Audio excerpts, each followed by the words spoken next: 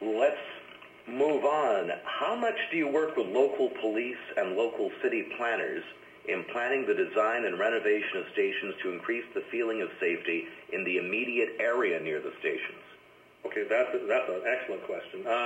We do work very closely with police. In fact, one of the key items for me is, firstly on the policing question, I was a very big advocate personally. I know when I first came to the SkyTrain system, it was very evident to me the bad guys had an advantage over what we called constables back then. Our own people couldn't leave the property. So we really pushed hard, and the province, I think, responded very nicely to actually get them to full policing status. So they're very much connected in now to leave the property, to go where some of the bad guys might be.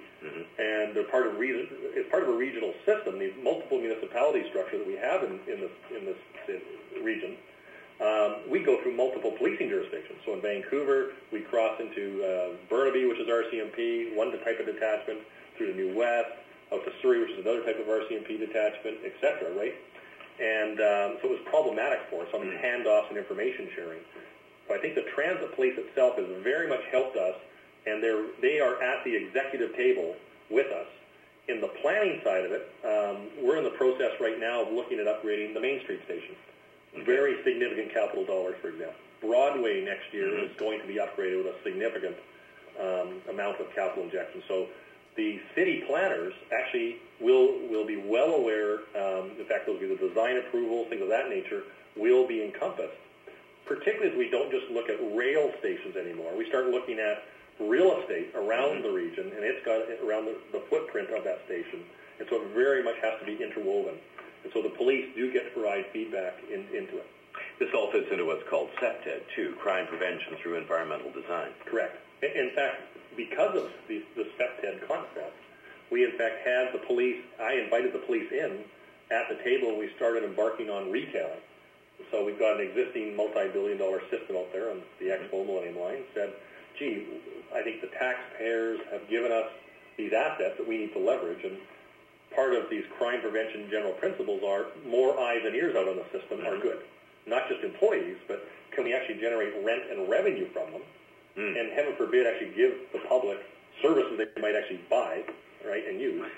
So we actually implemented some of these retail stores, and there's probably another 6 coming by the end of this year.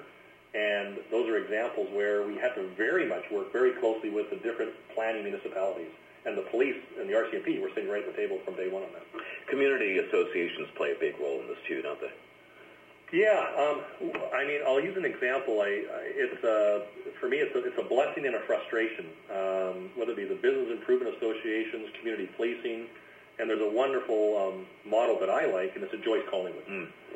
Chris Toulouse at Joyce has been a strong advocate and actually brought some great results to the Joyce Collingwood community. Should be congratulated. So I think that's an example of a really good model of community and the SkyTrain relationship, called the block watch, or together. The system is ours collectively. Right. However, we have a lot of examples where we'd like to engage with communities, but those selective stations where the communities are not active, and so we have voids there. So I'm hoping these other communities will help step up, if you will, to help us interact with them better, because I think Joyce Collingwood is a great model, and it's worked to everybody's benefit. All right.